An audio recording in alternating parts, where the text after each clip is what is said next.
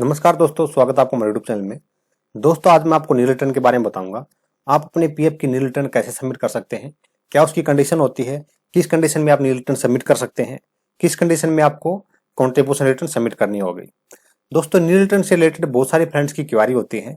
नील return हम कैसे submit कर सकते हैं, किस कंडीशन में कर सकते हैं और कितने अमाउंट का हमें चालान सबमिट करना पड़ेगा, यह हम बिल्कुल नील कर सकते हैं। दोस्तों, मैं आपको पहले नील रिटर्न की कंडीशन बता देता हूँ।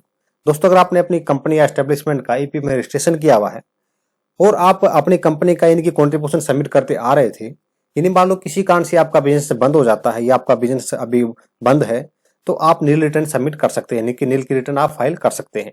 अगर आपने अपनी एस्टेब्लिशमेंट या कंपनी का ईपीएफ में रजिस्ट्रेशन किया हुआ है, पहले आपको उसके रजिस्ट्रेशन के दौरान, यानी कि रजिस्ट्रेशन के दौरान आपने जितने कर्मचारी की डिटेल वहां पे डाली थी, सपोज करते हैं कि आपने 20 कर्मचारी की डिटेल डाली थी और आपने एक्सक्लूडेड यानी कि एग्जाम्प्टेड एम्प्लॉय यहाँ पे 0 डाले थे, तो पहले मंथ यानी कि जिस मंथ में आपने रजिस्ट्रेशन किया था, जिस मंथ में जिस डेट को आपने 20 एम्प्लॉय दिखाए थे, यानी कि 20 एम्प्लॉय आपने दिखाए थे, क्योंकि ईपीएफ डिपार्टमेंट 20 एम्प्लॉय से नीचे हमें ईपीएफ कोड के लिए अलाउ नहीं करता है, यानी कोड नंबर नहीं देता है।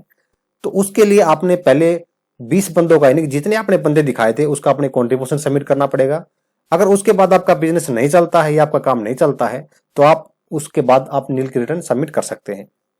अगर आपने वहां पे 20 एम्प्लॉय दिखाए थे, टोटल एम्प्लॉय आपने 20 दिखाए थे, आपने एक्सक्लूडेड एम्प्लॉय यानी कि एग्जाम्प्टेड एम्प्लॉय आपने वहां पे 5 डाल दिए थे, यानी कि 5 एग्जाम्प्टेड एम्प्लॉय आपने डाल दिए थे, यानी कि जो आपके ईपीएफ कवर के अंदर, यानी कि ईपीएफ के अंदर आपके 15 एम्प्लॉय कवर्ड होते हैं, तो आपको 15 एम्प्लॉय का कॉन्ट्रीब्यूशन सबमिट करना पड़ेगा।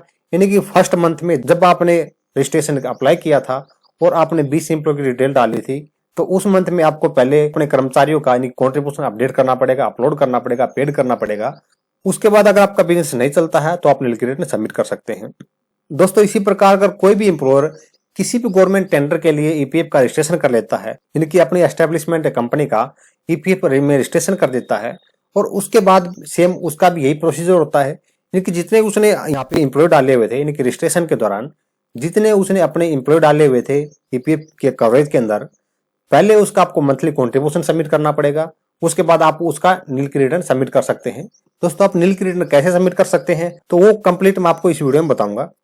इसमें एक और कंडीशन होती है, अगर आपने अपनी कंपनी का यानी कि आपने एस्टेब्लिशमेंट का ईपीएफ का रजिस्ट्रेशन किया हुआ है और आप उसका कॉन्ट्रीब्यूशन सबमिट नहीं कर रहे हैं, यानी कि आपने किसी भी मेंबर को अपने ईपीएफ के अंदर रजिस्टर्ड नहीं किया है और आपका बिजनेस वर्किंग में, यानी कि आपका बिजनेस चल रहा है, अगर आपकी कंपनी के करंट अकाउंट में कोई भी ट्रांजैक्शन होती है, यानी किसी भी कंपनी से आपके करंट अकाउंट में पैसा आता है, आपकी कंपनी के करंट अकाउंट में पैसा आता है और आपके 26 में, यानी कि कोई भी कंपनी आपका टीडीएस जमा करती है, वो आपके 26 में दिख जाएगा। तो इस कंडीशन में आप अपने कर्मचारी का कॉन्ट्रीब्यूशन सबमिट करना चाहिए आपके बिजनेस के अकॉर्डिंग। अदरवाइज आप कॉन्ट्रीब्यूशन सबमिट नहीं करते हैं तो ईपीएफ डिपार्टमेंट आपके ऊपर इसके लिए लायबिलिटी निकाल सकता है। तो दोस्तों, ये मैंने आपको कंडीशन बता दी, किस कंडीशन में आप सबमिट कर सकते हैं और किस कंडीशन में आपको कॉन्ट्रीब्यूशन सबमिट करना चाहिए और किस कंडीशन में आप नील की रिटर्न सबमिट कर सकते हैं। तो मैं अब आपको नील की रिटर्न के बारे में बताता हूं, आप कैसे सबमिट कर सकते हैं। दोस्तों, आपको अपनी साइट को लॉगिन करना पड़ेगा, यानी कि ईपीएफ की साइट आपको ओपन करनी पड़ेगी। उसके बाद आपको यहाँ पे पेमेंट में जाना है। पेमेंट में आपको यहाँ पे ईसीआर रिटर्न फाइलिंग मिल जाएंगी, आपको इस पे क्लिक करना है। जैसे आप इस पे क्लिक करेंगे, उसके बाद आपको यहाँ पे नीचे डायरेक्ट चालान का ऑप्शन मिल जाएगा। डायरेक्ट चालान में आपको यहाँ पे चालान एंट्री पे क्लिक करना है। जैसे आप यहाँ पे चालान एंट्री पे क्लिक करेंगे, यहाँ पे आपको मंथ सिलेक्ट करना है, यानी कि आप नील रिटर्न आप सबमिट करेंगे तो आप नील रिटर्न कौन से मंथ की आपको सबमिट करनी है। यहाँ पे मैंने सितंबर 2017 सिलेक्ट कर लिया है। उसके बाद यहाँ पे मैंने डन पे क्लिक करना है। उसके बाद यहाँ पे आपको सिलेक्ट चालान टाइप मिल जाएगा। आपको चालान टाइप में यहाँ पे एडमिनिस्ट्रेटिव यहाँ पे सिलेक्ट करना है। आप जैसे एडमिनिस्ट्रेटिव पे क्लिक करेंगे, आपके यहाँ पे एडमिनिस्ट्रेटिव चार्ज के सामने, यानी कि जहाँ पे आपका एडमिनिस्ट्रेटिव चार्ज है उसके सामने यहाँ पे अकाउंट नंबर 2 में आपको यहाँ पे 75 रुपये डालने हैं, यानी कि 75। दोस्तों, नील की रिटर्न में आपको 75 यहाँ पे डाल के सबमिट करने हैं, यानी कि नील की रिटर्न में आप बिल्कुल नहीं कर सकते। आपको यहाँ पे 75 रुपये डाल के इसको सबमिट करना है और आपको इसको पेड करना है। आप जैसे इसको नेक्स्ट पे क्लिक करेंगे तो यहाँ पे ओके क्लिक करना है।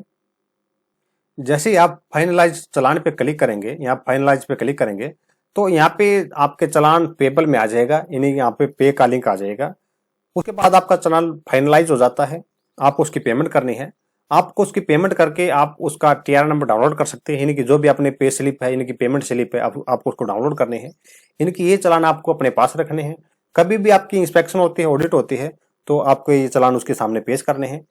दोस्तों इस वीडियो से आपके नील रिटर्न की क्वेरी सारी सोल्व हो जाएंगी। अगर फिर भी आपकी कोई क्वेरी रहती है तो आप हमें कमेंट्स कर सकते हैं।